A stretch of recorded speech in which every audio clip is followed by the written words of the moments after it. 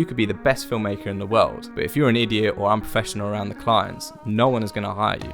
This is Will Ferguson, a photographer and filmmaker based out of London. Pushing the boundaries of photography with his light painting and long exposure skills, he has created some of the most unique wildlife documentaries, short films, and has recently found a following on social media with some of his viral content. I went to bed, I had maybe 2,000 followers on TikTok. By the time I woke up, sort of 8 hours later, I was at 30k. Will's list of clients include the BBC, Sky Sports, Google, and more. I remember when that email came through from Google, I was like, this can't be real like this. Paid you for it? Yeah. Reveal how much Google paid you for 2.5 seconds clip? Packed, we were good to go, all of our boarding passes were ready. I laid in my hotel room and I'm not ashamed to admit I did shed a tear. It was probably a tear of relief. Will also has unprecedented access with the England football team, working closely with some of the most famous players in the world. They don't want people that are going to be fanboying them. At training, they're quiet space and it's trusted space. They can walk around freely. We obviously say hello, they're only normal people. Welcome to the first episode of the First Person View podcast, and today I have got you in a good guest to begin with, someone I trust immensely to give this podcast a great reputation from the start, none other than Will Ferguson. Will, thanks so much for coming on the podcast. There he is, just behind the scenes. That's it. Yeah, no, thank you for having me, mate. Pleasure to be here, pleasure to be your first guest, first podcast I've done, so... yeah, let's see how it goes. It's an episode of first. So talking of first, you can start off with where you first began with your career.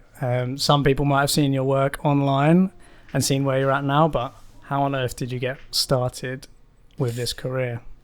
It all started really when I was at school. I was always skateboarding, riding my bike. Mountain biking was huge for me. I didn't particularly like school that much. I enjoyed the subjects that were always on my feet and being creative, and I didn't like really as much academics, sit down stuff. I just, I guess that's the creative side of me.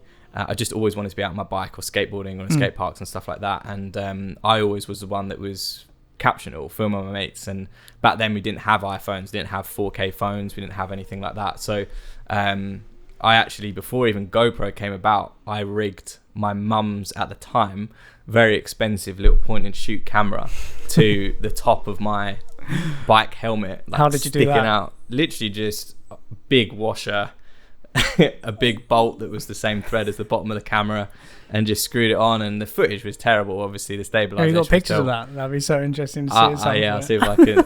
I probably do some. I probably have some footage, to be fair, still from it. So I said about you being the subject, or were you always behind the camera? But I suppose you were capturing the first kind of GoPro shots. Like, I don't know the guy's name from GoPro, so don't kill me. But when he strapped his camera to his wrist and was doing the surfing videos, it's similar to that. And I guess I kind of missed the boat with that because GoPro's a multi-billion-pound industry now. But that's what I did. I was at school. The subjects I enjoyed was art, resistant materials. It was always on my feet with my hands, creating stuff. I've always enjoyed that side of things. And then, skateboarding, capturing my friends, that's where it started. I was always the one that was doing that. And then I remember one Christmas, my present from my family was like the most basic digital SLR Canon from John Lewis, best and day ever. Little kit lens, but it was great. I loved it, and I went out and took photos of my friends, and that's where the passion started, for sure. Did you get good feedback in that initial bit? Was like anybody else doing it? Were you just actually enjoying just being behind the lens and creating something, doing something a bit different?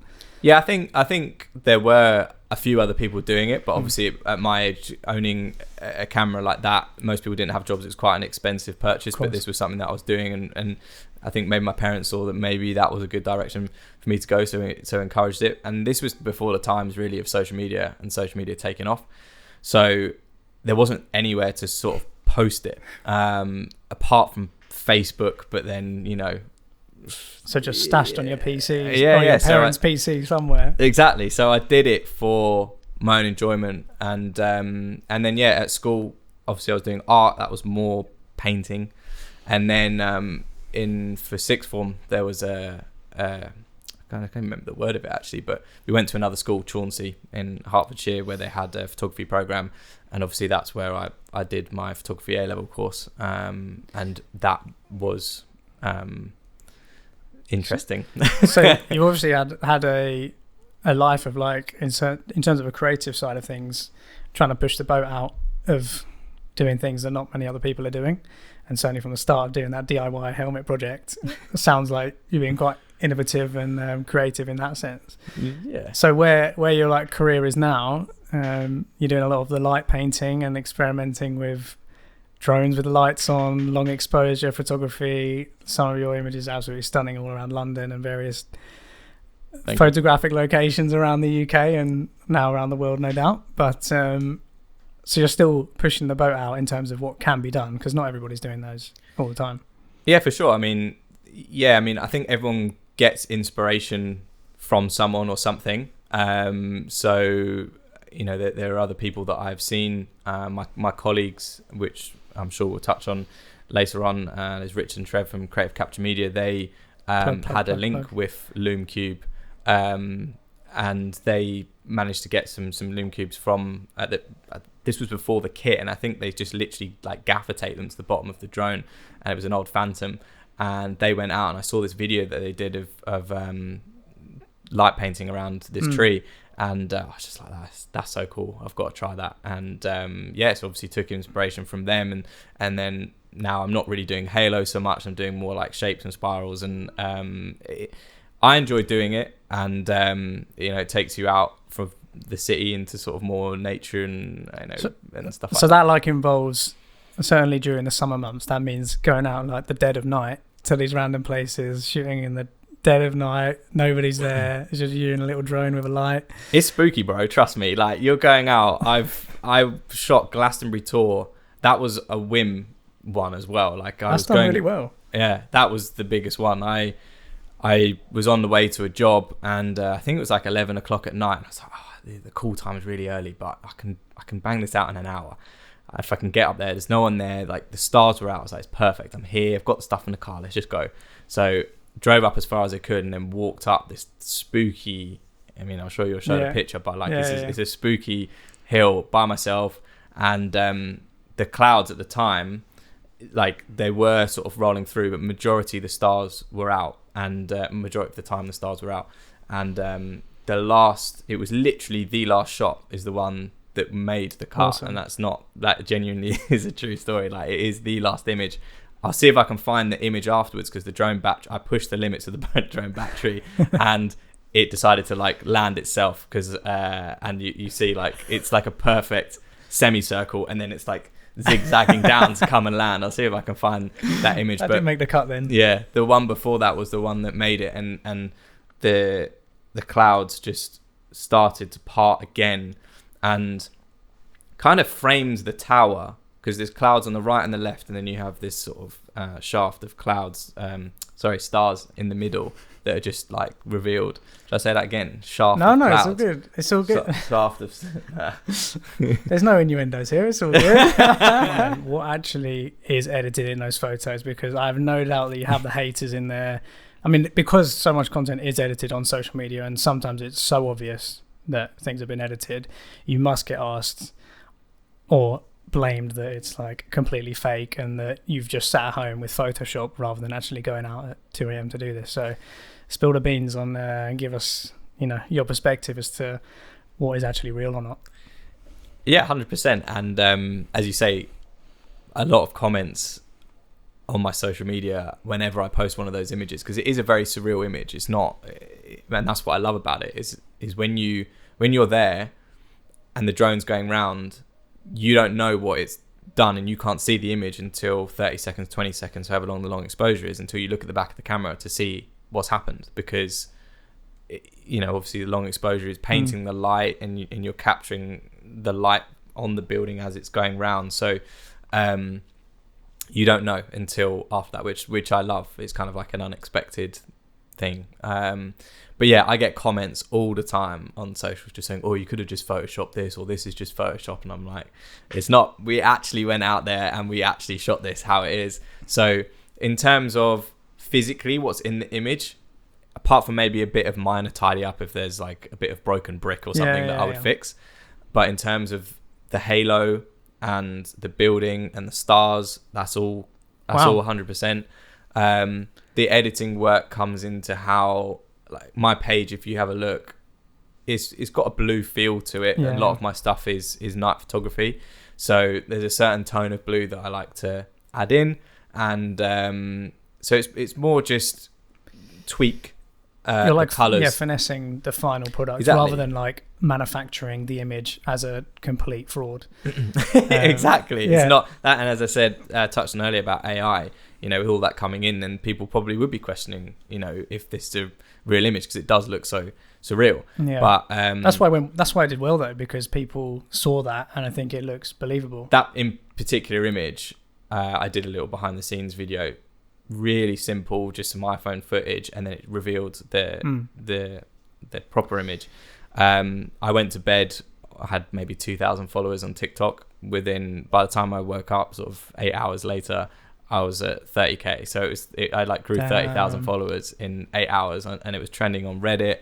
I had papers, it was been put in the Times, and I had various, like, it just shows that, you know, if you do what you love, the chances are that somebody else will probably love it as well, and they'll, you know, it's a complete passion project. That, like, it's not like anyone's paying you to do that, or you're sponsored and they needed you to go and do a particular shot or anything. That's a complete, like, I thought this would be cool and it would look cool, and other people also agreed. Like, clearly thinking it was cool. 100%. I mean, so that environment on the side of Glastonbury Hill tour thing, shooting that light thing, you're like in an extremely controlled environment. It's just you and a camera and a drone. Tell me about club photography. I know you used to do a lot of it, and it's be interesting to hear whereabouts that was in your career, how early or late that was, how much you enjoyed it, what you loved about it, what you hated about it, and why you probably no longer do it now. I do still occasionally do it, to be fair, but it's massively reduced, and it's only for people that I know in the local area. But I do actually enjoy it. I don't enjoy being in there like I was relentlessly. I was working a pub job at the time. Again, this was at the start of my career. I hadn't got enough film and photography work to purely and solely just do that. So I was working in a pub, and then after the pub shift, I was then going on to the club, and I didn't finish until like 2-3 in the morning. Grafting. But that's how I saw, you know, I needed kit and I needed to make money. So I, you know, the pub job was flexible to a degree as well. Although nightlife photography, you know, it's fine. It's not crazily well paid, but you still have a camera in your hands and you're still taking photos. So for me, that was a win. You know, I'm not serving beers. Yep. I've got a camera in my hand, and it's still doing. You're doing the job. You're doing exactly. the job that you really would like to be doing and getting paid for it. Exactly. I asked you like what you love and hate about it, and you went straight to what you hate about it. Tell me what you love about it. What brings you back?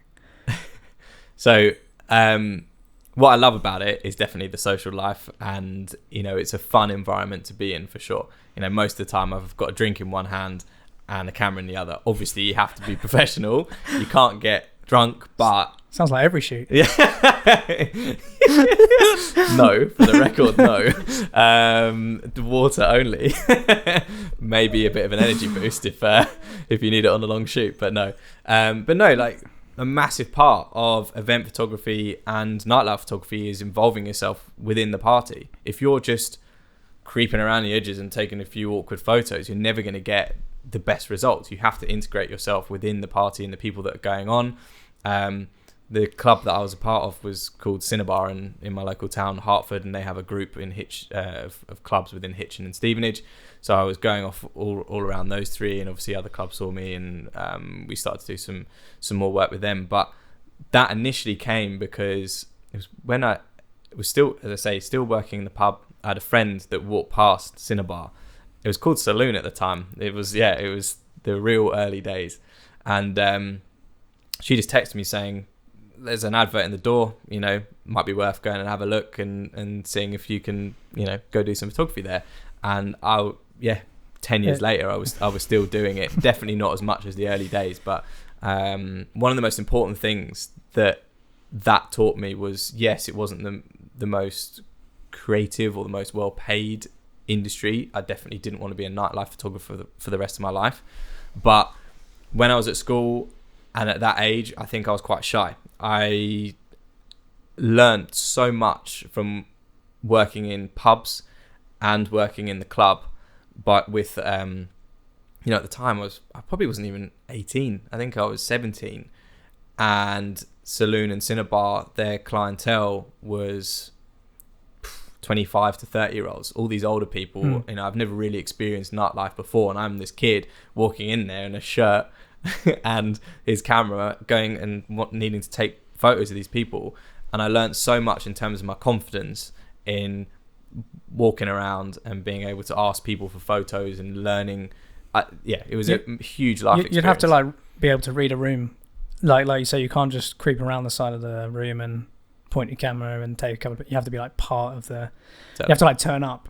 That's quite a thing to turn up to a gig like that, where you can't just blend into the background. Exactly. And I enjoyed it. I think people saw that I enjoyed it. Yeah. A lot of the music that they played, I enjoy. I still listen to that style of music today. So I really did feel that I was at the party, obviously still working, but with the camera in my hands, and that was super important. Being paid to party. Pretty much. Sounds like a good life. But people knew me. I was a regular there. The regulars from Hertford that were there would know me. They'd feel comfortable with me. After the shoot.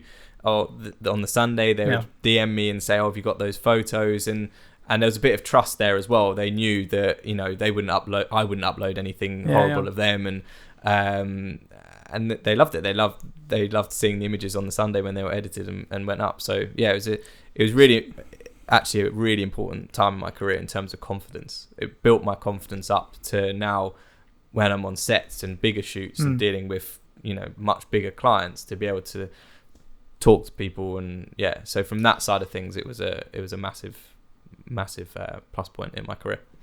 So you were capturing people's memorable moments on a night out, and they want to make sure they're all looking good and everything, and you're being memorable moments.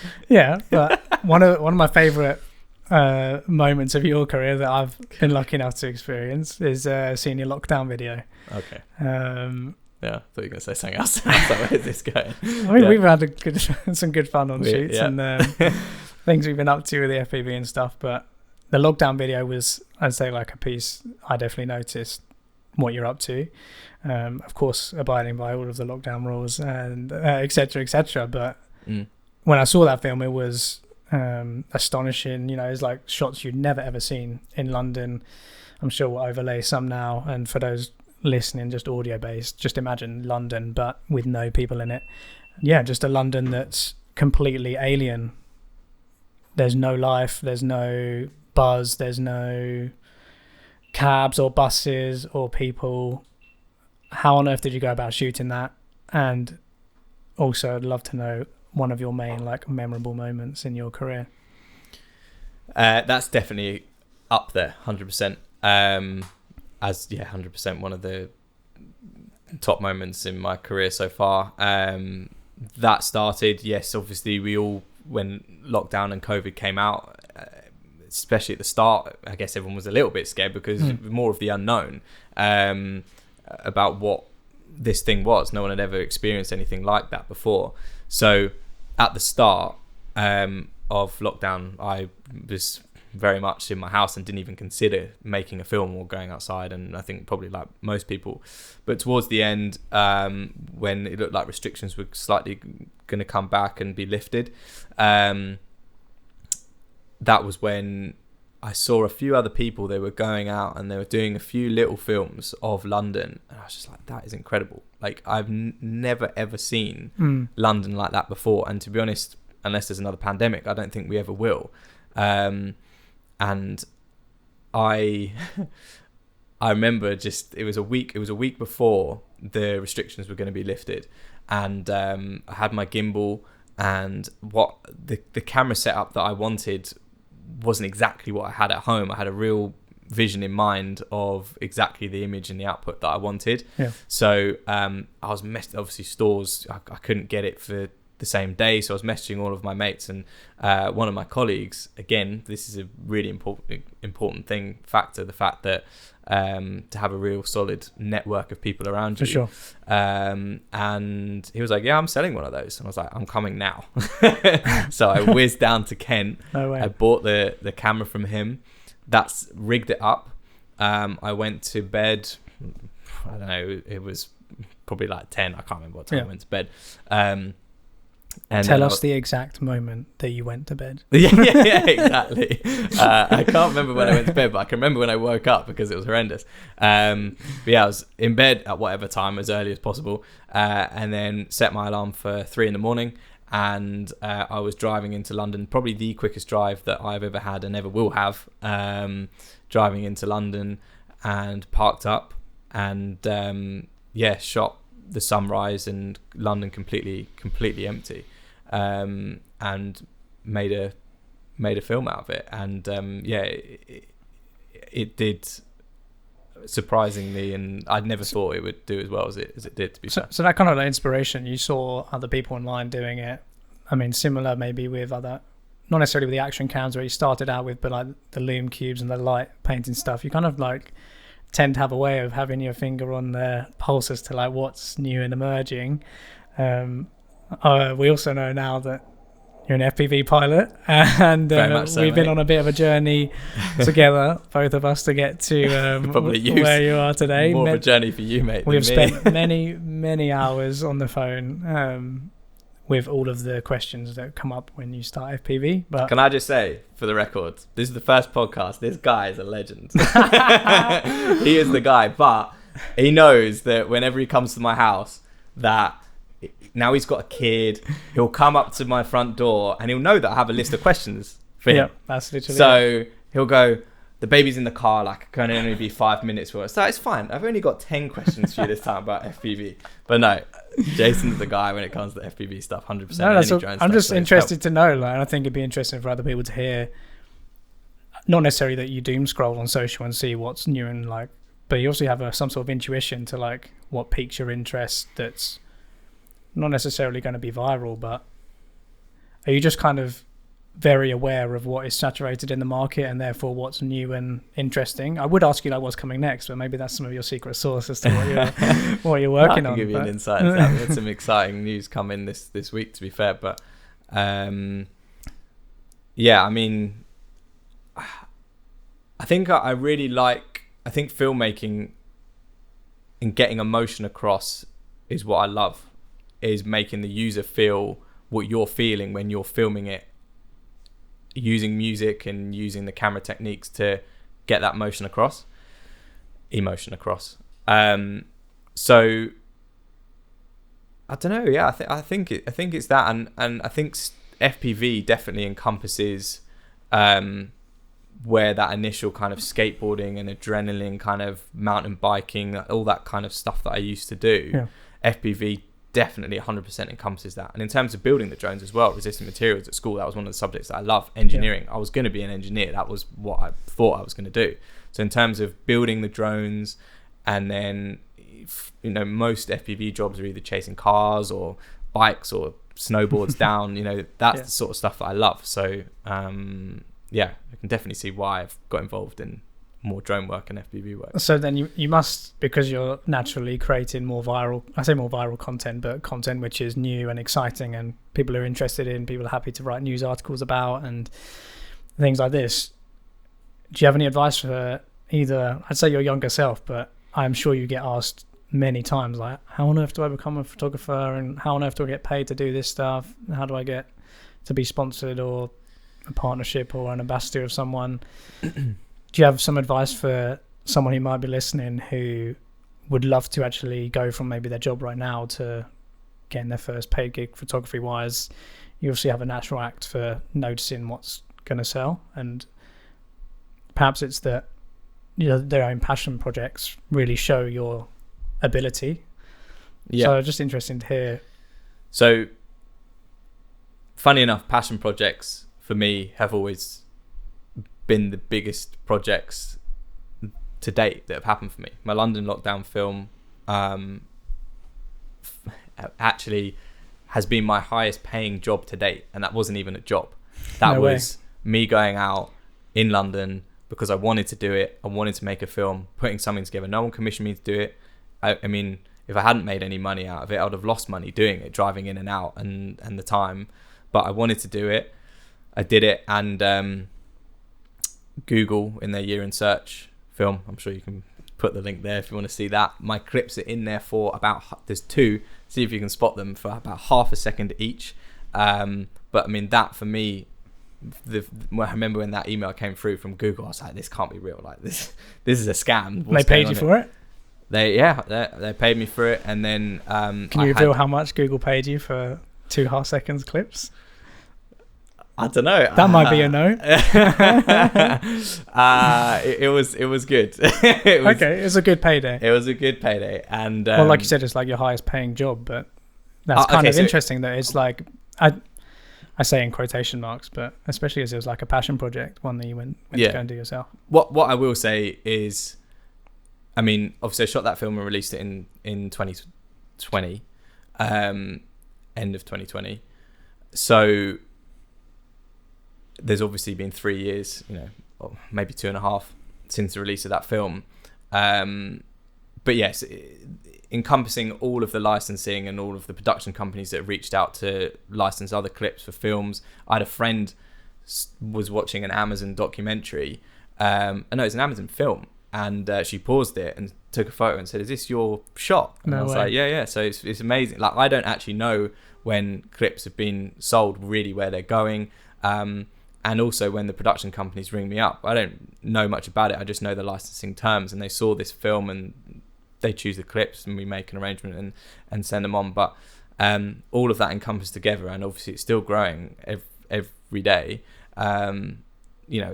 It's a salary for someone, and it's unbelievable. So that's what you'd recommend maybe to someone who's thinking of starting out, is either do a passion project or keep doing passion projects in the time in which it allows you don't necessarily need the best gear. You might just need to be in the right place at the right time and just to shout about it once you've done it.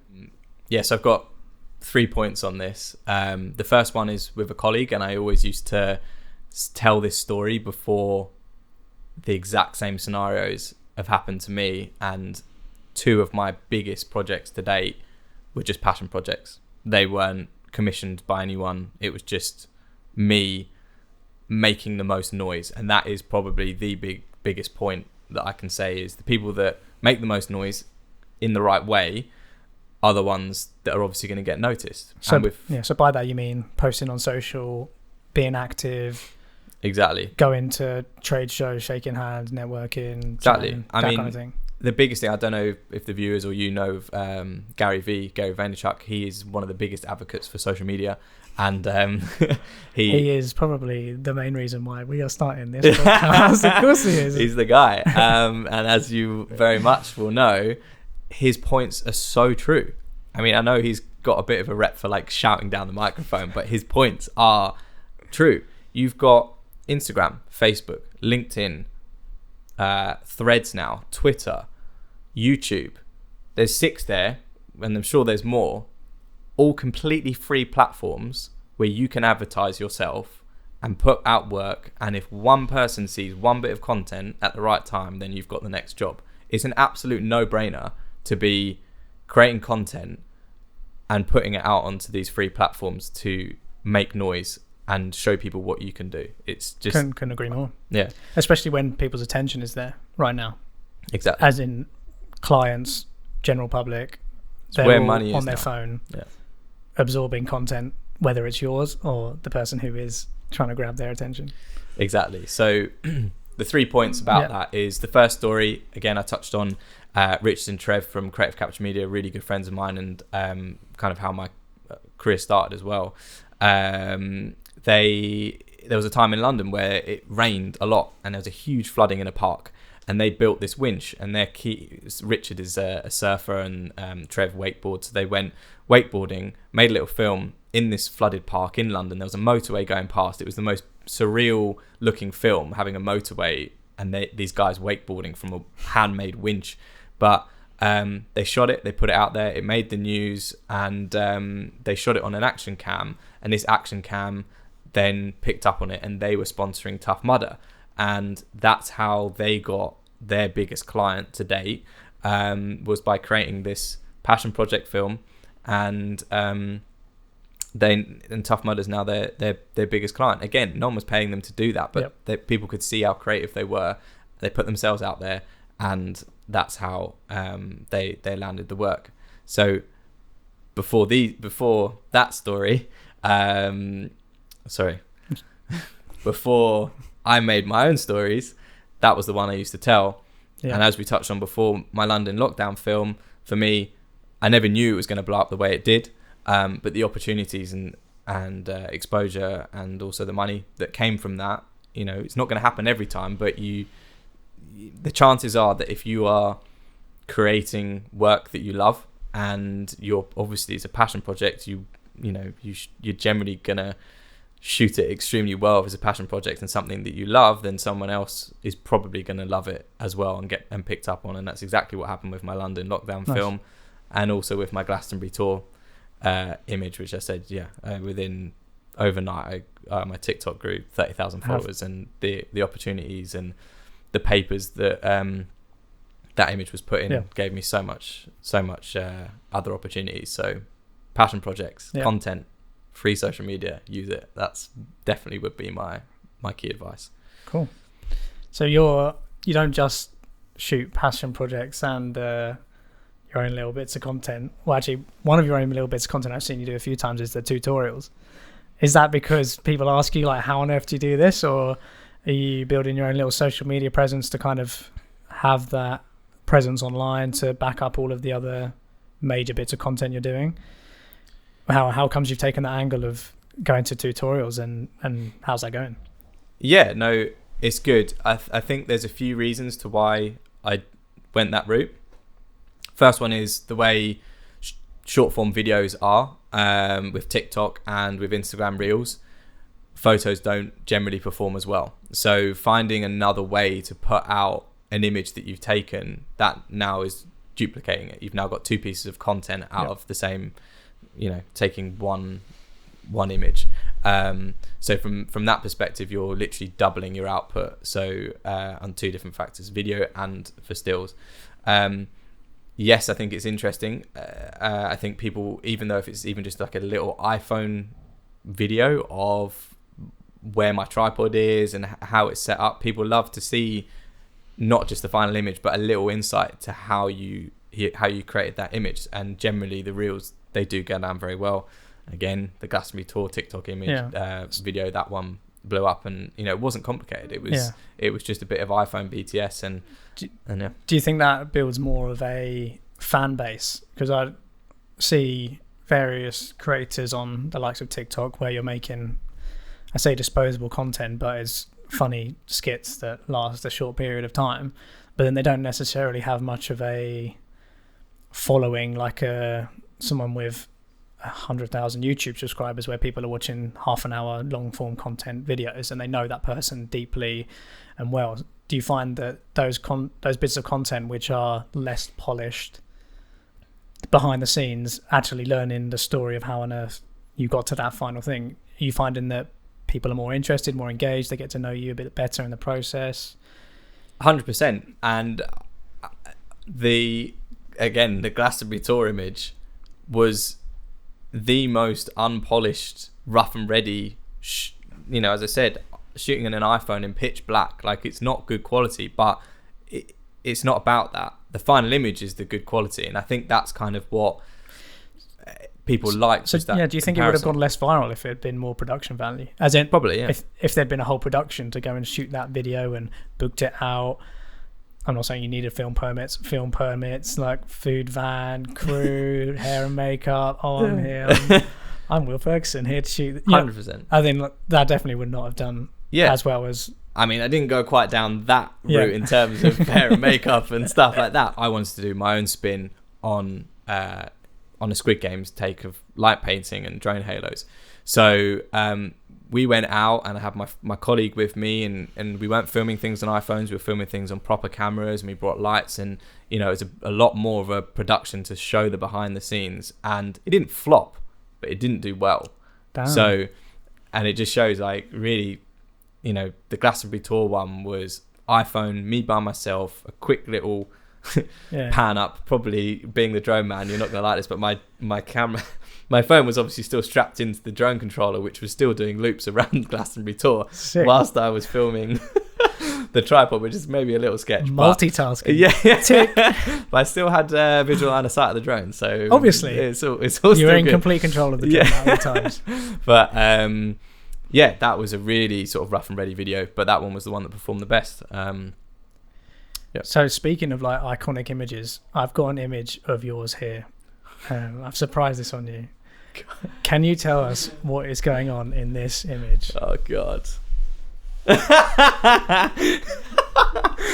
But what's going on in that image is a very overexposed sunset in Cornwall. That's my first Instagram post. I'd probably take that down. This is Will. As if you scrolled back that far. Imagine if you liked it. Post.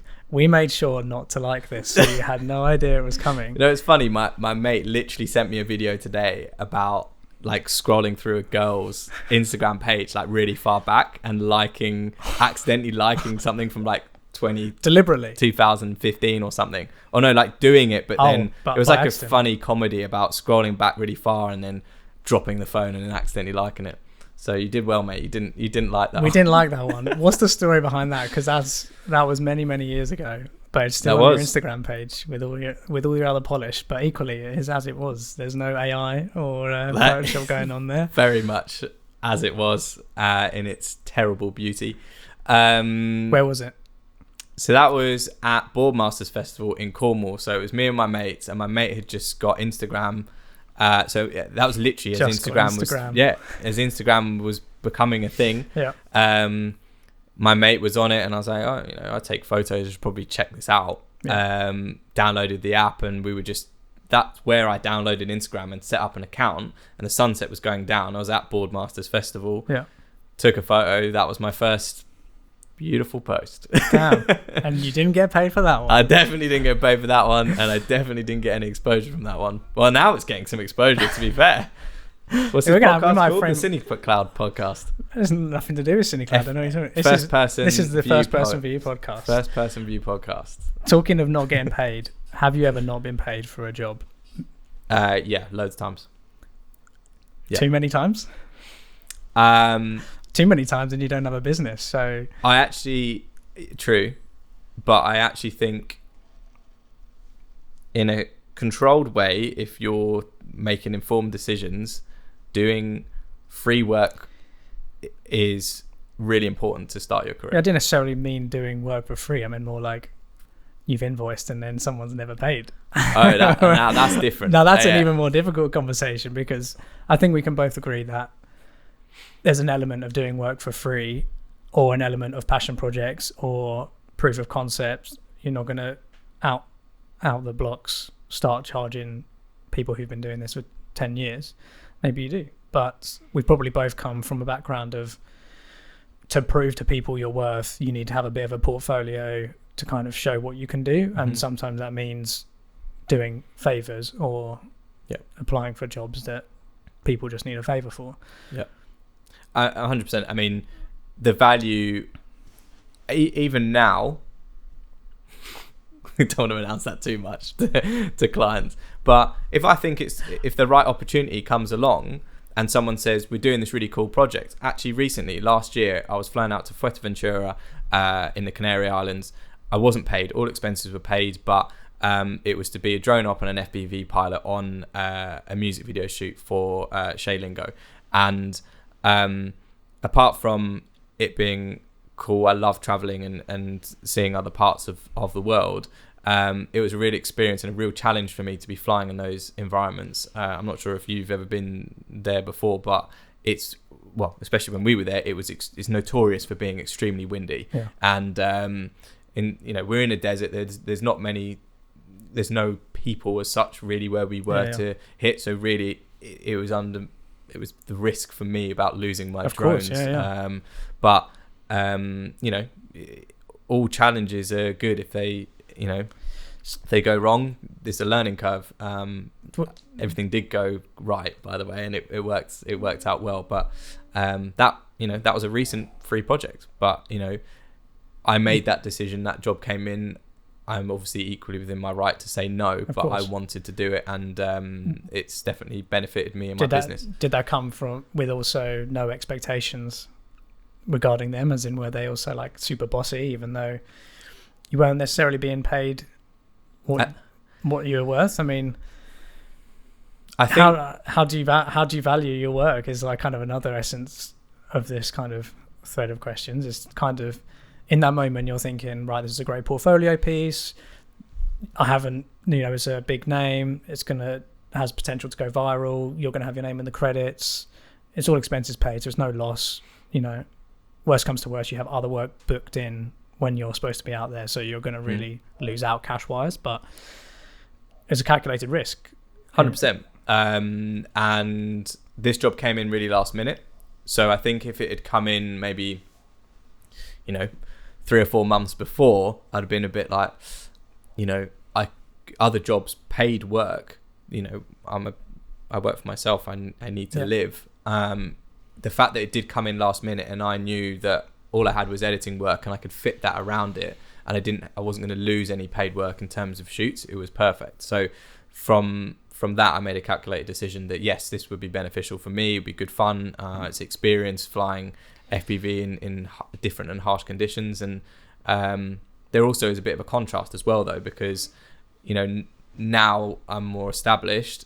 I can make those decisions, but younger, when I was younger, people did take the piss, because even though I would do a very good job for people, I'm sure you've had experiences like this as well. Absolutely. When you're like in your early 20s, someone just sees you as a kid with a drone or a kid with a camera, and it's like, still do. I'm not gonna pay you, or experience. I hate that. Yeah. People put it on job adverts on Instagram. I see it all the time. There seems to be this thing for videographers and creative people and photographers where on adverts people will say looking for someone to do such and such a job, and at the bottom it always says paid. The fact that they have to put paid there just shows that the industry, it's expected that a lot of jobs are free. Like that, it's just amazing. You think that a banker would go in and on the bottom of their, on the bottom of their contract it says paid work. Well, obviously they can be like obviously it's paid. So I mean, there's a whole podcast we could talk there about the creative industries and the value, and because we all now have cameras on our phones, the value of creative possibly dwindling, but also equally maybe not. Yeah, maybe another episode for another time. Exactly. I feel like we could really deep dive. One of the other, I don't know if I'm going to say it's free work that you've done, but certainly charitable work you've done, and that we both worked on, is with Michael and the McGrath family and the Muscle Help Foundation. Was that another similar opportunity to almost Canary Islands, in a way of it aligns with A, your values and what you do, and B, good opportunity to shoot some cool stuff, and then C, actually you really enjoy working with these people anyway, and it's kind of a chill job. 100%. Yeah, obviously for the viewers, we're associated with a charity called the Muscle Help Foundation, and is that how I met you? No, we might have met through Pete. Yeah, I think it was through Pete. Yeah, 100%. I can't remember, it was so long ago. It was such a long time ago. Now we're just best friends. Exactly. But yeah, the Muscle Help Foundation is an amazing charity. I really like what they do. So from that perspective, if I'm available, I will always be there to help them out, as I'm sure you are as well. Yeah. But they were a key player in taking me under their wing when I was just starting out in photography. So I met someone at my leavers prom ball, whatever you want to call it, when I was sort of 18, and I saw him with a camera, and again, it's about making noise. I pestered him. I was just like, oh, you got cameras, can I take your business card? And then I emailed him, and then the first event that he took me to was a Muscle Help Foundation job, and he gave me one of his cameras that had like a big 70 to 200mm lens. This is Steve Carter, legend. Legend in the game. And he we went off on this. It was like a fun run, kind of like Tough Mudder in a way, slightly different. And I started to take photos there, and that again, it's those sort of things where no, it's not paid, but I'm learning. I haven't ever had any formal training in photography apart from my A-level course. Everything that I've learned has either been on sets with people or online, and I think being surrounded by good people and people that are better than you is one of the most important things that you can do to grow your career. And again, I've spoken about Richard from Tough Mudder, but I met him when I was on a snowboarding. Again, snowboarding, skateboarding, all of that. Was he filming at the time and you just hit him up, or? He wasn't. So we were staying in a place in Austria with the family, and he was a bartender. He was doing a season there. Just got chatting and dropped the old photography bomb, and then you were like, let's do business. Kind of. He had his iMac on like the bar at this place. Yeah, it was mad. Just working. Yeah, he had his iMac there, and he was everyone would come in from snowboarding, and I still had that John Lewis camera. I was sort of, I put it in my backpack, took a few photos whilst I was snowboarding, and then I came back, and I didn't know who he was, didn't know he was a photographer or whatever. And just at the bar when everyone came in, I was looking through all the photos, and he just said, "Oh, hey, like, can I have a look?" And he's like, "These are shocking." Yeah, pretty much, in a very nice Richard way. Yeah. Absolutely. He was like, "These are cool, but tomorrow try this." And he didn't know me, and he actually gave me one of his lenses to take out on the snow. Yeah, it was mad. And he said, "Try this tomorrow, and what we're going to do is we're going to sit at the bar and we're going to edit these photos."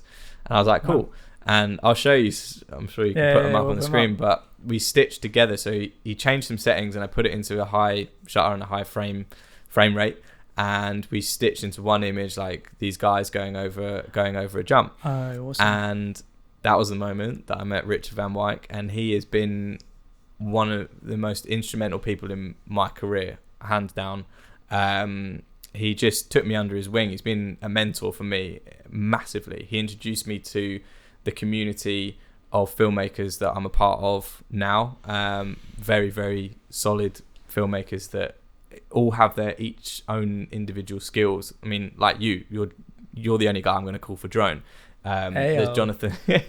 There's Jonathan Warner, who's absolutely amazing at astrology and photography, and Will Ainsworth, just to name a few. He's one of the most amazing creative, like studio-based photographers and videographers. He's worked for people like Vogue, and Richard brought together this community of people, and everyone else is bringing in contacts. And again, that is one of the most important things to having a solid network of really amazing, great creative people around you. People who are just passionate, I suppose, about their craft and what they do and their specialism. Yep. And Richard's kind of connected you all to.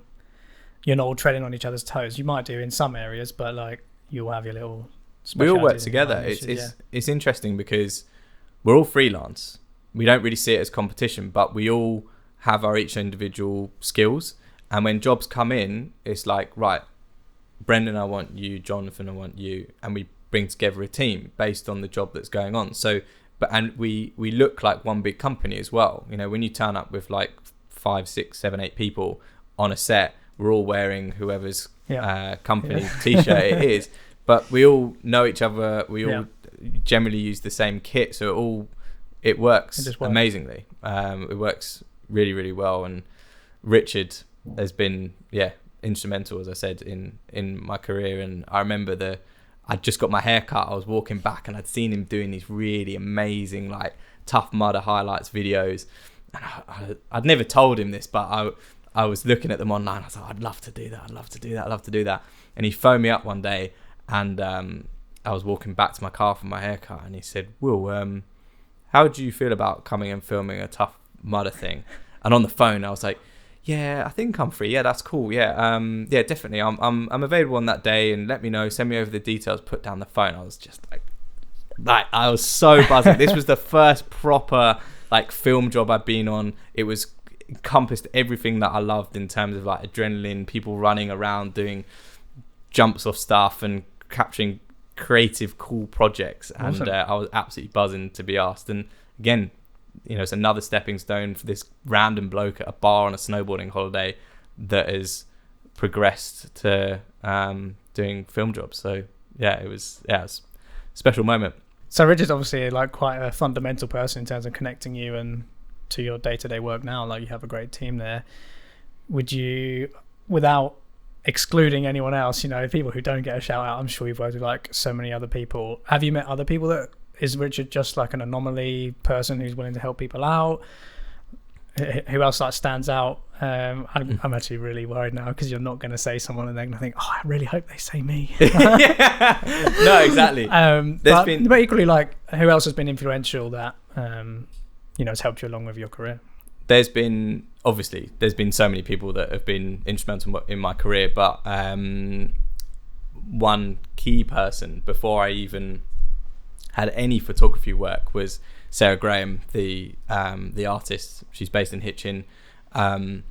Unbelievable artist, and she does photorealism.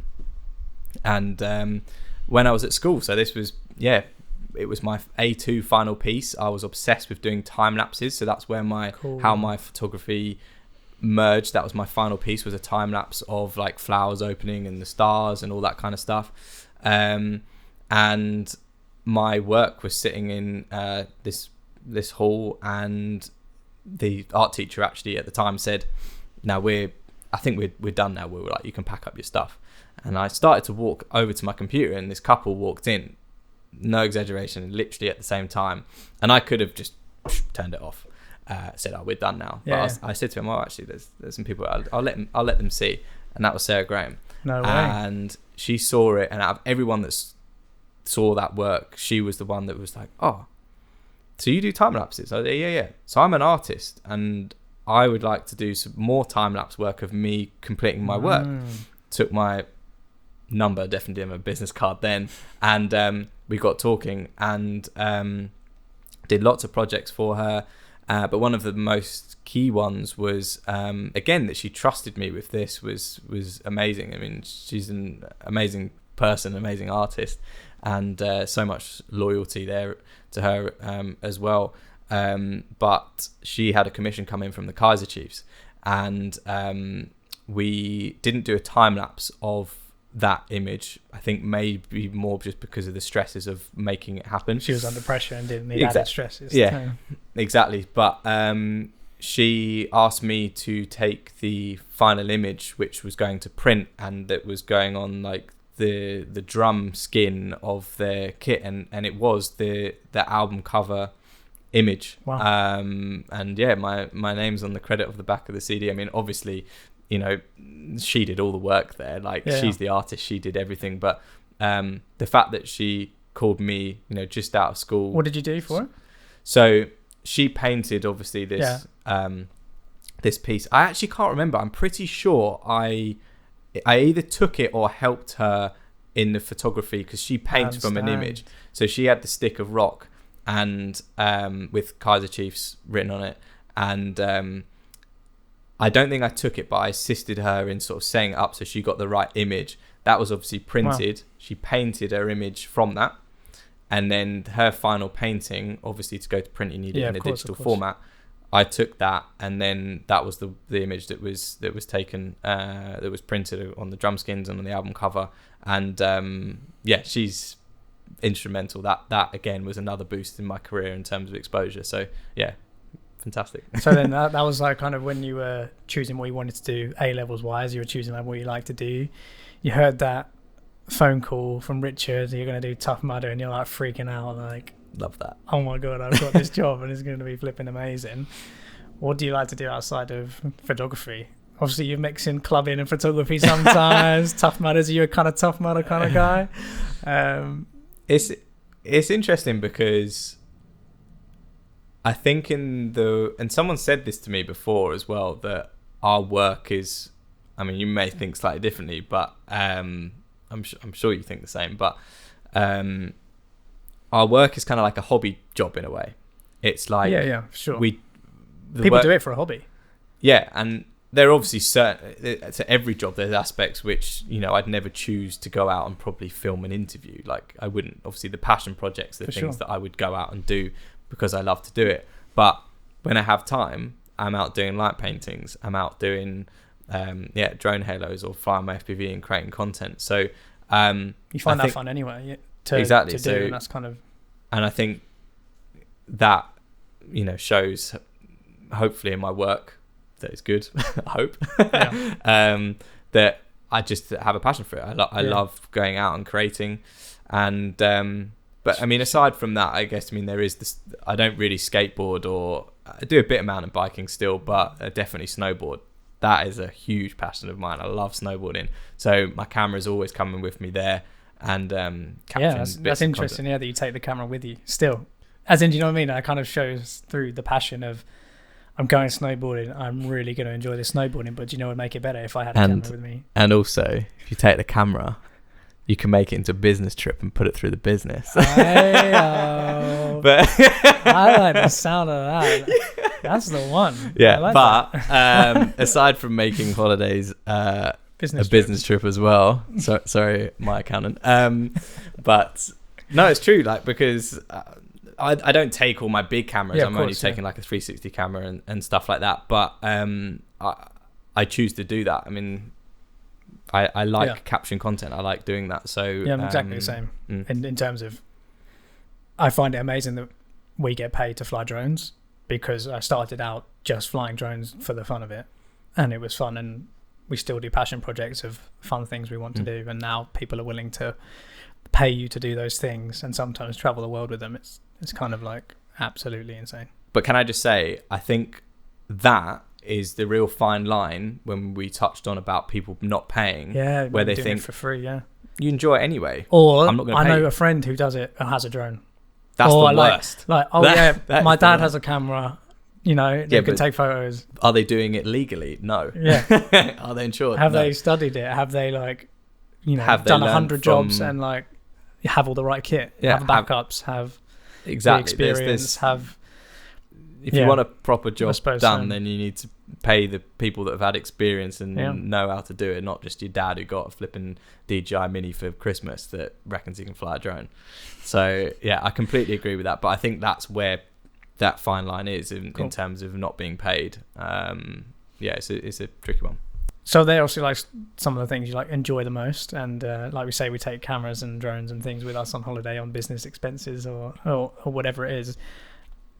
Having seen where you've been over the last few years, I know you've travelled around the world, and it looks like you had an awful lot of fun on safari with Paradise Wildlife Park.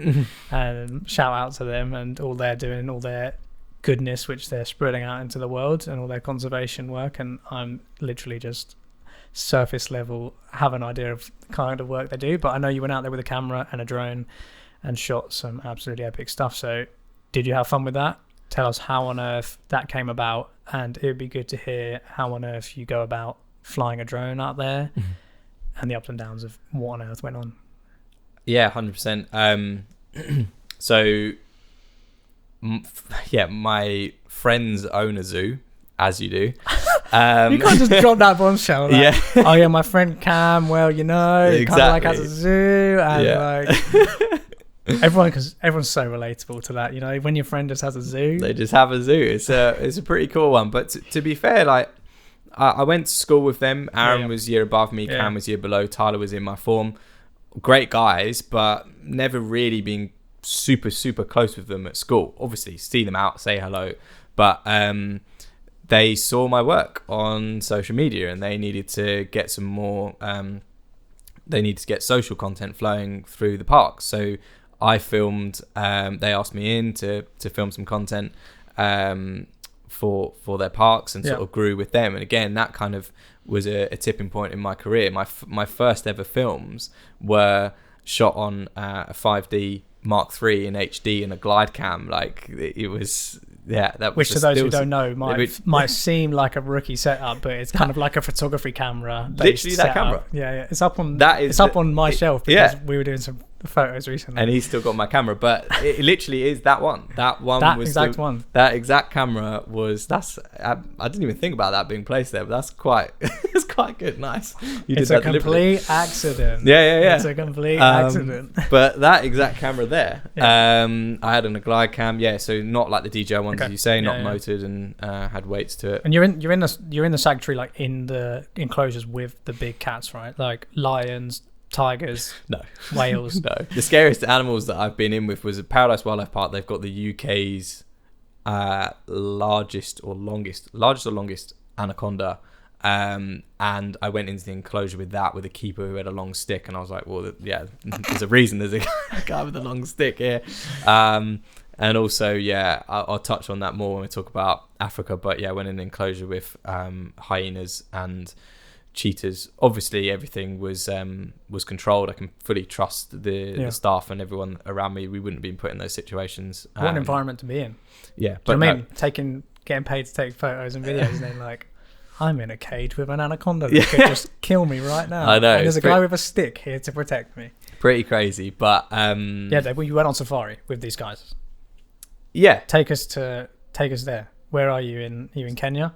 So they got awarded a grant, so they actually have a TV show now. But this was before they had the TV show, and they had a grant. They do a lot of conservation work, Paradise Wildlife Park and the Big Cat Sanctuary, and they wanted to do a trip around Africa, giving money. They give millions over the years to animal conservation, and this year's chunk of money, they wanted to film them and show people where their money was actually going, what it was going towards. So they asked me, I think it was even a month's notice to say, I remember that phone call was, hey Will, we're traveling to Africa on this date and we're there for a month, do you want to come film it? And I was just like, yeah, whatever I've got going on, I'm going to be there, so 100%. And but yeah, we flew into Nairobi, Kenya, and it was interesting getting through customs there, obviously with all the kit. Interesting how? I mean, they must have had drones there before, or is it just there's lots of batteries and kit and? Yeah, and I think for example, one of the checkpoints that we went through when we were going through from Tanzania into Rwanda, this place looked like a prison. It was crazy. It was like on the side of a cliff, and the power actually went out as well as a generator, and we were in this little cabin with this armed guard with an AK-47. He was rummaging through our bags, and we were like, this guy could literally just not grant us access into the next country. He could just because he didn't like us. And we had some raincoats for the rangers in Rwanda doing the guerrilla trekking. Yep. That was one of the donations, and he picked one up and he was like, this is a nice raincoat, this. And we were just like, have the raincoat. So he took this raincoat and he let us through. But unfortunately, that is just how some of these things go. But with bribes and cash and just we luckily we didn't have too much of that. But that was a key moment for us in terms of we're not going to get through. This guy will deny us access if we don't do it. That raincoat. Do you mean if you started kicking up a fuss like, that's my raincoat? Mate, it was an expensive raincoat as well. I mean, the boys, Tyler bought them. I can't remember how much he said, but it wasn't cheap. It was some serious bit of kit. But yeah, so we flew into Nairobi, Kenya. Yeah. We visited loads of different various conservation projects around. So we went from Kenya to Tanzania, Rwanda, Uganda, and then back into Kenya. Yeah. And then flew back, and then off the back of that content, the boys sent off to the BBC, and they've now landed a BBC show called 123. And just to so my understanding is correct, that is the content which is it you solely have shot? Is there like multiple camera people there? How big is the production? Because by the sounds of things, this could be like a 50-100 person production with like multiple months shooting potentially and editing and whatever else. Like, how big is this production for people listening that have no idea as to what it takes to maybe win a BBC series? Yeah. So this first trip, because there wasn't any BBC show, there wasn't anything, there was no expectations. Yeah. It was just me, and I was the filmmaker. There was Cam, Aaron, and Tyler, the 3 brothers, and then there was Redmond, who at the time worked at Paradise Wildlife Park. So there was 4 guys that I had to film on a month-long trip around Africa. Most of the places, you know, the power. We were staying in these mud huts at one point. They were nice. Like, it was like glamping mud huts. It was cool. Mud hut. It was like a safari mud hut. But there was a generator that had power and it shut off at 11. So if you wanted to charge batteries for the next day's filming, you couldn't charge them through the night. And people look at the images of that trip, and I still remember them saying, "Oh, are you enjoying your holiday?" And I was like, no. You see the best stuff on social media, Of course. but you don't see the time where I turned up at a place at night and I leant on my laptop and the computer screen had smashed and I had to travel. It was like 8 hours into a city. They don't have Apple stores there, but they had an Apple reseller. The only option I had was to buy another Mac and to transfer the footage. And because it was such a small production, normally, you know, if I had a team of people, fine. Someone else have a laptop. Someone else have a laptop but that wasn't the case, and I couldn't be taking multiple laptops in my bag. It just didn't have the capacity for that. They don't see the time when we were traveling through. We got a nail stuck in our tire, and you know, in Africa, amazing to them, they just get stuff done. There was no like wrench or anything. They were just shoving bits of wood under there, but that takes time to do that. Yeah. And it was absolutely relentless. It was the best thing that I've done, but also the hardest thing I've ever done in my life. Before I'd even gone on the trip, this is like maybe a bit of an exclusive, maybe not many people know this, but we stayed at Heathrow Airport. That month, I was planning all of my kit. I was buying duplicates. You think, if it's just me, if my card reader goes, we can't film anymore. You need duplicate stuff. You need to think about this. If that goes, then we're done. You can't buy a red mag reader out in Africa. That just won't happen. So when I got to the hotel and everything was done, I'd bought everything I needed to, all the backups, everything was packed. We were good to go. All of our boarding passes were ready. I laid in my hotel room, and I'm not ashamed to admit I did shed a tear. It was probably a tear of relief. I was just lying in bed, and I was just like, and this was before the trip had even started, but that was one of the biggest things that I've ever had to prepare for in terms of a job, that I was just like, flipping hell. Like, it was more relief. It was like, we're finally going, we're all set, injections are done, I had my rabies jab, yellow fever, visas were bought, all the camera kit was ready. But it was stressful, that. Like, yeah, because one thing, like you say, a card reader goes and you're in the middle of wherever. Yeah. And you can't film it. You might be a day's travel away from somewhere that you can get even something similar. Wow. That is quite stressful. Yeah. And we were really lucky. The fact where my laptop did smash, there was one of the biggest cities. It was in Rwanda that it happened. Yeah. So we were able to film on the cards, and then the next journey was to Uganda, and the city's called Kampala, and I think it was only Kenya and Kampala. In Kenya and in Uganda and Kampala, there was only 2 like Apple stores that you could actually buy stuff, so it was very lucky that was there.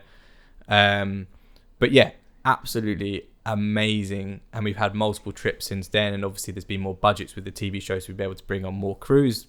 But that first trip, obviously people see the animals, they see all the work, but behind those images was a lot of sweat, tears. What on earth? I know that's like, it sounds extremely stressful from my point of view, and Cine Clouds especially in terms of drones. How on earth do you go about becoming a pilot? And I know you're filming in the middle of nowhere, so I don't want to ask about every single location or anything, but like, what kind of certifications do you get out there? Is there any like funny things you had to do in terms of like, to get permission? I know like some places you need to get like a full airplane pilot's license to fly a drone.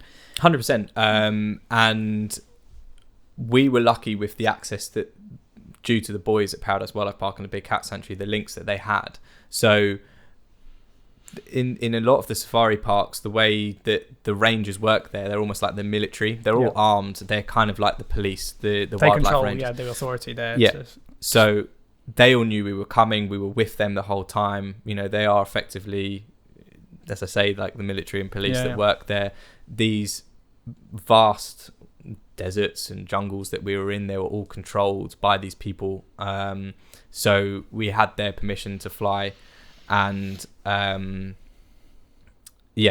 was how. So what they say goes. The guys with the guns talk, and if any like local people are like, you can't fly here, you got the people that kind of say yes they can. Exactly. We when we got off the flight into Uganda on the second trip, we had the rangers that walked up to us. They even walked through security, I didn't even know, with their guns to escort us off the plane. Wow. And sort of pushed us through. Like, these guys were like, everyone You're else like had royalty. to wait. Yeah, we got Damn. rushed through, and one of us didn't actually have a visa, and he sort of pushed him to the front and made sure he got all of his stuff done. And it was the boys' connections really massively helped that trip happen, for sure. So from Africa and this trip, I imagine we could talk again for hours about all of the stories, and like you say, it's interesting hearing that insight, and like, thanks for actually opening up about that, about the reality of it was flipping awesome, but it was also flipping hard to even, I say get it done, but like even start to imagine getting it done and get to a place where you're like prepared for that shoot to happen. I know you've also traveled elsewhere in the world, and recently your content has included a lot of the England football team. Where on earth have you been traveling with them? What have you been doing with them? And why do I keep seeing famous faces of footballers on my feed? So there's two stories to that. The FA in England is just a freelance client of mine that came through, again, this vast network of people. Cool. Nothing else to say about it. Yeah, that's it. Just the FA is one of my clients. No biggie.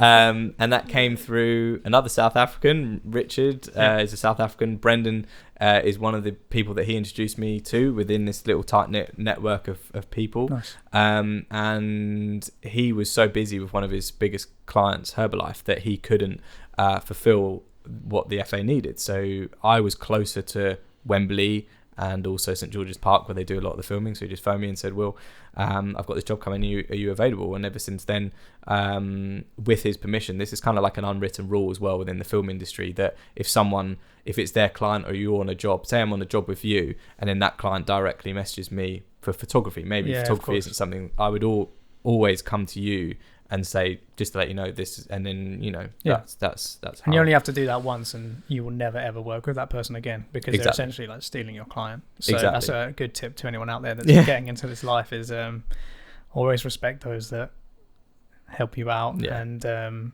get you on a job and that you're white labeling for, essentially. 100%. Do you ever get starstruck with any of the footballers? Are you a big football fan? You see like Harry Kane, Phil Foden, or whatever. I don't even know the names because I don't follow football. No, you nailed it there. You got a few, like that. My brother's the footballer in the family for sure. Obviously, I know all of these people, but I kind of feel like the FA kind of, I know they definitely like that. St George's Park and Wembley, when we're around the players and we're filming them, they don't want people that are going to be fanboying them. Of course, obviously. and I want selfies and stuff. No, because at training, that's their quiet space, and it's trusted space. They can walk around freely without worrying about any of that sort of thing, and you need to obviously respect that. We obviously say hello, we talk to the people, they're only normal people, but you also have to respect that they're there to do a job, we're there to do a job, and I think because I'm not, I love football. I like it 100%. I do. But as I said, I grew up with sort of skateboarding and snowboarding and all that sort of stuff. So I was never a footballer. But it's a massive privilege to be around the players for sure. Yeah. I actually met a guy called Matt Brady, who was a footballer. He'll claim that he wasn't a very good one, but he definitely was. He was a professional footballer. Not even sure the dates. I'm not going to quote it. But he's a trustee of the animal park, so Paradise Wildlife Park and the Big Cat Sanctuary. No way. And he came out on our second trip to Africa to Uganda, and that is how I work with footballers in terms of content creation in a different space. So we've set up a content creation side division off of his PA service for footballers. That's his main business. He's a group of girls that are PAs for individual players, And yeah, we set this up and we're creating content on a regular basis for a lot of his clients, which is great. It's like another instance of you being in the right place at the right time with the right skill set, or if the right skill set, you've done something similar enough that you can learn how to do it pretty quick, and or you can deliver a product that is going to be good quality, I suppose. Yeah, and 100%. I think as well, one of the points for how do you get into the industry is that I never met Matt or spoke with Matt in a way that I ever thought I'd be working with him. Just so happens that we are. But one of the big things I think for people that are wanting to get into the industry is don't be a dick. And I know that sounds stupid, or don't be an idiot. Have energy, be professional, and someone that other people can trust around their clients. Because if you're not, set days are long. Like some days are like on average maybe 12 hours long. So obviously you need to have the right work ethic and make sure that you're a good photographer or filmmaker. But you could be the best filmmaker in the world, but if you're an idiot or unprofessional around the clients, no one is going to hire you. I know people in my group that will not hire people based on the fact that you're an idiot. You may be the best, you might get the first job, but you won't get the call back. Exactly. And I know that's kind of a strange thing to say, but be fun in a professional way, because obviously the set days are long. Be a good person to be around, but obviously you have to have the skills to back it up, otherwise no one's going to hire you. But I just thought that was quite it's true. I don't think that necessarily means you have to be an extrovert and that an introvert couldn't be that person. I think the values which you're talking about are accessible to anyone in terms of respect, valuing each other's clients in a way, and respecting the process, being patient, and all those kinds of things. 100%. I seem to remember a story you told me a long time ago, which I kind of like you to share with the listeners and watchers, about how you had to become a pilot in, I can't remember where it was, Uganda. But in the UK, there's a very formal process and it's a lot of paperwork and feels very, very official. So Uganda, you want to be a drone pilot. Yeah. Educate us. How on earth do you go about it? What do they want to know? How many blood samples did you have to give? So, yeah, we flew into Uganda, and when we were going through security, I had a drone in my bag, and we'd obviously been to Uganda before, flown no issues, but not gone through an airport before we went through like a normal road checkpoint. Of course, yeah. And the guys on the checkpoint were saying, have you got a fly cam? So they didn't call it a drone. They were going, fly cam. And I was like, fly cam? What's a fly cam? But in my head, I was thinking, you're actually meaning drone. But I was like, no fly cam. What are you talking about?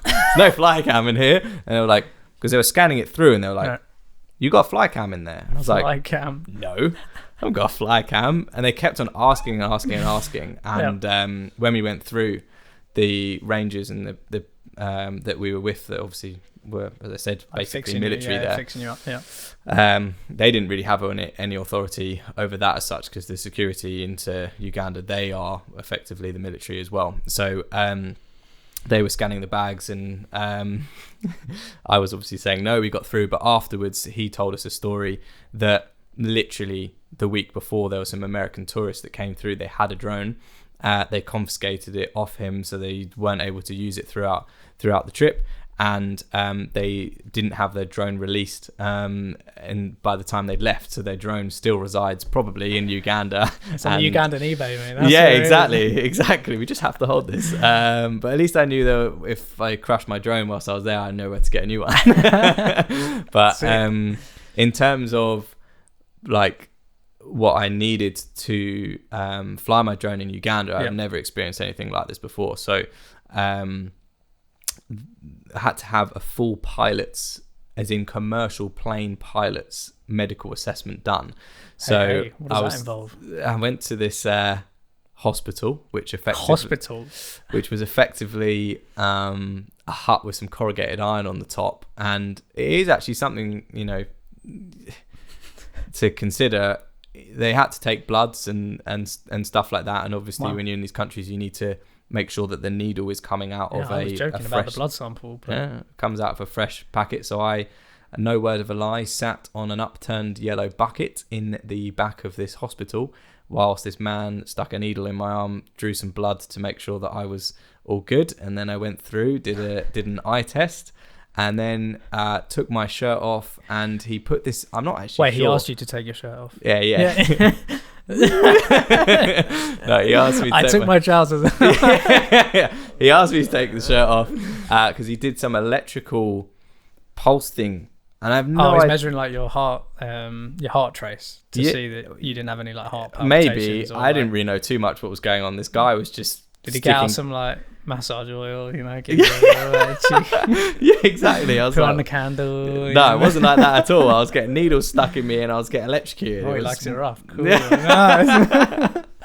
So I don't know what was. That it seemed quite excessive, but Yeah. my body passed the test that was needed to fly my little Mavic out in Uganda, and Blimey. I'm sure you'll play some of the shots, but No. they were. That was honestly, Of course. they were some of the best shots of the trip that we got there. It was amazing. So well worth the access. doing then. Yeah, absolutely. I mean, it took about half a day of our trip to actually get all of this done, but that was an eye opener, an interesting story for sure. So you've done like all of these absolutely epic things. I mean, imagine over the last couple of hours we've been talking and people have been listening and watching. It sounds actually quite astounding, all of the things that you have done. I imagine each step has been like, oh my God, I cannot believe I'm going to go do this. You get the call a month. You're going to go do a month in Africa on safari. Where are you going to go next? I mean, the I Will Photo Instagram, shout out, TikTok, all the rest. Nice, mate. Will, of like course, that. will Thank be you on very display much. for those listening at I Will Photo, FOTO, Yeah. at the end. Where are you going to go next? What's on the horizon for Will Ferguson? I know you've been doing a lot with Loom Cube. How's that been going? And also, like, where would you like to be going in the future? Big questions. Yeah, So. mad. So in terms of coming up projects, literally this week I had a call again from Matt, who owns the PA football service. He has a charity called the Limelight Foundation, and he sells match-worn signed football shirts. Awesome. To go out to, and obviously the money raised from that goes out to animal conservation, that's the one. Conversations, yeah. Lion talks to giraffe. Yeah. What's up? The lion, yeah, exactly. So, and I had a phone call from him the other day that there's a potential project in Ghana, West Africa, to go out and film there. So you got some cool stuff coming up. The beginning of September, yeah. So looking forward to that.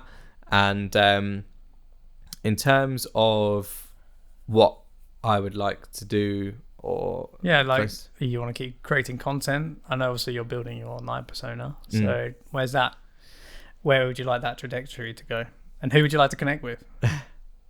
I'd like definitely content creation. There's a fine line and getting the balance between actual paid work that no one ever sees to live and the content creation side of things. But then obviously we spoke earlier about how important content creation is, but that is a full-time job in itself.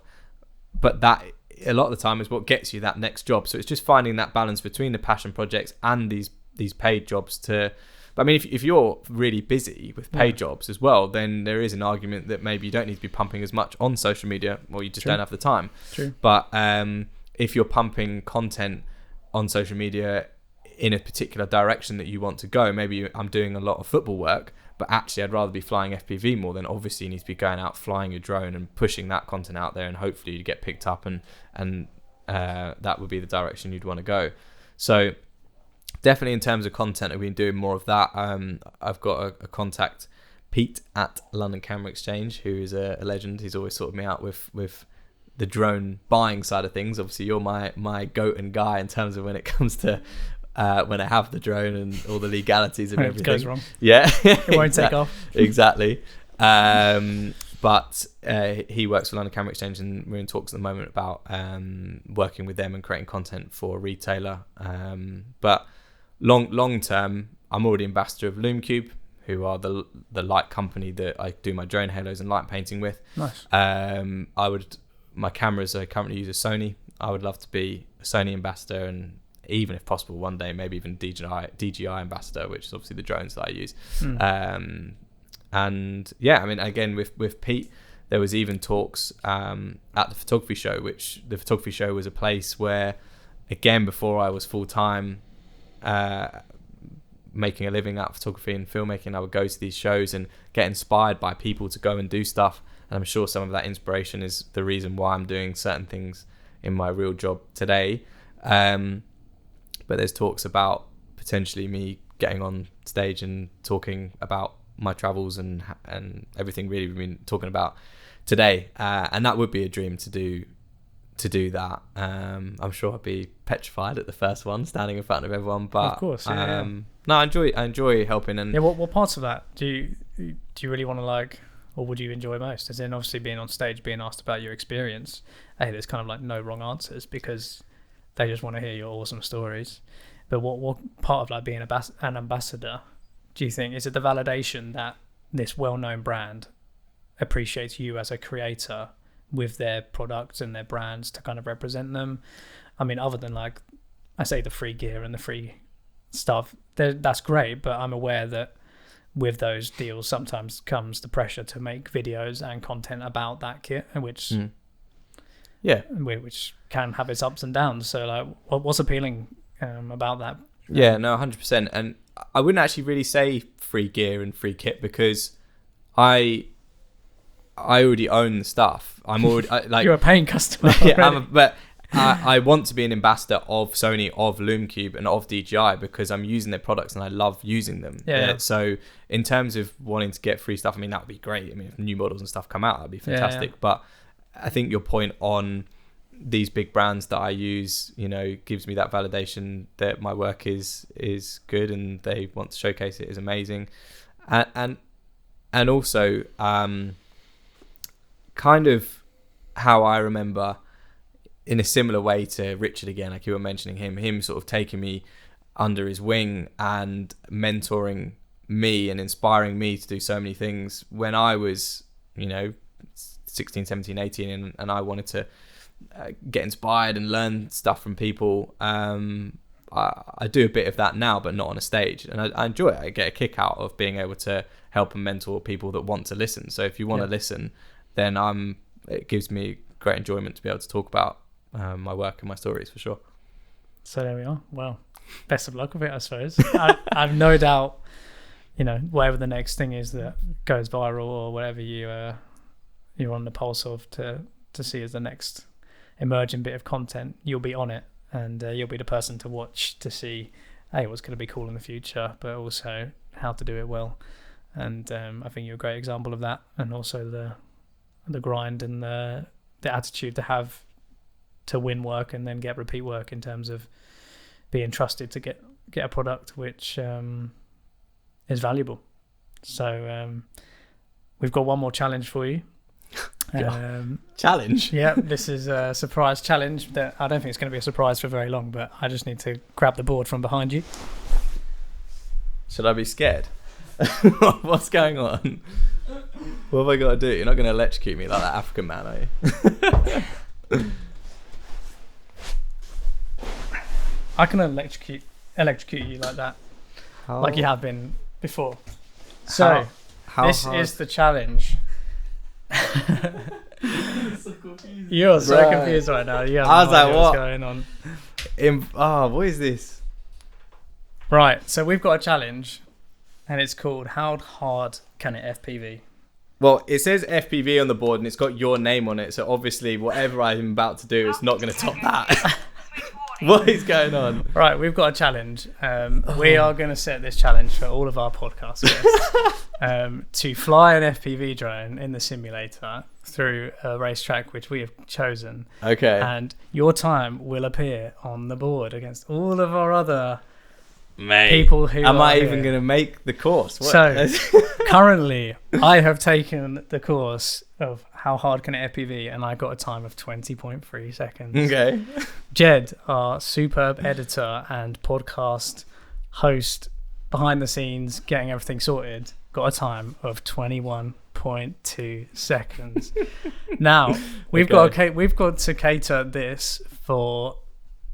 Some people can fly FPV, some people can't fly FPV. The fact that I do, though, is kind of, I'd rather I didn't right now. Then I'll be okay to be rubbish. Right, go on then. So, right, the challenge is we have this course called Straight Line. All you have to do is fly the FPV drone through the gates in the fastest amount of time. It's just a straight line of gates that slowly rise up. And all you have to do is fly the drone through these gates. However, there is a twist. Because you are up against people who have never flown an FPV drone before. So we've got to add a handicap, okay? A handicap Right. that excludes and levels the playing field between people who've flown FPV Oh, I see. Okay. and people who've never flown an FPV before. Right. So for us experienced FPV pilots, we have to fly it using the controller upside down. Bro. Come on. Right, you have 2 attempts to do this. 3 attempts to do this. Yeah, give me 3. And we'll take your first time of Upside down. how I've never fast you done that. finish. Neither had I. We recorded my attempt earlier today, and it didn't go well. And on my second attempt, I managed to get that time. Wait. Hopefully, this doesn't lag too much and is actually usable. If it's not, then I don't know what we're going to do. Is it really, really laggy? Oh, there you go. You got this. Upside down, bro. You got this. This is. Oh, straight into the gate. Oh, Wait. mate. Your second run. Here we go. How hard can Whoa. it FPV? Oh. First gate. He's he's gone straight into the barrier. I think No. Last try. Last try. Did you actually finish this? Yeah. Mate, that's mad. 20 seconds. Oh, there we go. He's got it now. There's the first one. Here's the second. Oh, he's trying to turn. He needs to tilt the right way. There we go. Oh, one more. No. Oh no, he's missed the second last gate. Can he save this? He's in the water. Nah. Here we go. Oh, no, Here we hang go. on. Save. Can we turn that corner? Come on, you keep going. Here we go. Nice and smooth. That's it. Oh, you might have it here. Mate, There we go. This Turn. is, Oh, this is mental, mate. Honestly, upside down is mad. This is You can go mad. through that gate either way. My There we- brain cannot figure out what is going on right now. That's not too bad. Hang on, I'm kind of. Jed's the officiator here. What do you reckon? Oh, there we go. You've lined it up. Perfect. One more. There we go. 1:39. Well, I mean, how long was that? 1:39. It's 1:39. We'll take that. Properly. Yeah, let's do it properly. Hold it the right way up. Actually, this is probably going to blow my mind now because I've been doing it upside down. What have I done? That's all right. Just press one. Flick the switch again. There you go. Here we go. This is, where I This is embarrassed actually myself. Will's skills because that was not representative of Will Ferguson's FPV skills. This is too easy. To be honest, it needs a bit more angle because this is just easy. So the right way up, you've absolutely got this nailed. You know how to fly FPV. This is kind of like the test to show people that you can actually just do it straight Yeah. off the bat. Well, this is. Easy. If every job was like this, mate, it'd be easy, wouldn't it? That's it. Nice. Good enough to split me and Jed. That. Yeah, how quick was that in Well, doing it the correct I way? think I up? was like 21. Was it? That's crazy. So you did it. You still did it quicker than me, Just. upside down. But I Just. mean, to be honest, If you just get it just locked in. it's not just. surprising considering you're the absolute goat No. when it comes to flying. I don't think drones. I'll be continuing to fly FPV upside down for any other jobs coming up or any other things in the future. So I wouldn't, especially with your red Komodo on. thanks for entertaining us with that. That was good No fun worries. That and was- for that being was- an absolute sport with that. Here we go. I'm going to slap it on. I think it's just under there. There it goes. There we go. Third on the leaderboard. Nice, Will mate. Ferguson, thank you so much for being our first guest on the podcast. It's Thank been a you for bit of having a me. whirlwind. There's been ups and downs, and Literally. Literally. yeah, we've gone from anacondas to nights out in a club to African safari. Maybe they're all in the same job. I do not know. If you would like to see more of Will's work from what you've seen already on YouTube, or if you've heard about, go check his Instagram out on I Will Photo. He has also an awesome website with all of the different work that he does.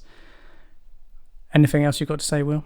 Just thank you for having me, mate. First one of your first person view podcast. Been a pleasure. Hope the rest of your podcasts go well. I'm sure it will. Thank you so much. My first ever podcast. Let's go. We'll see you. We're so far away from each other. Come on. We'll see you guys on the next one. Thank you so much for listening and watching. Bye. Nice.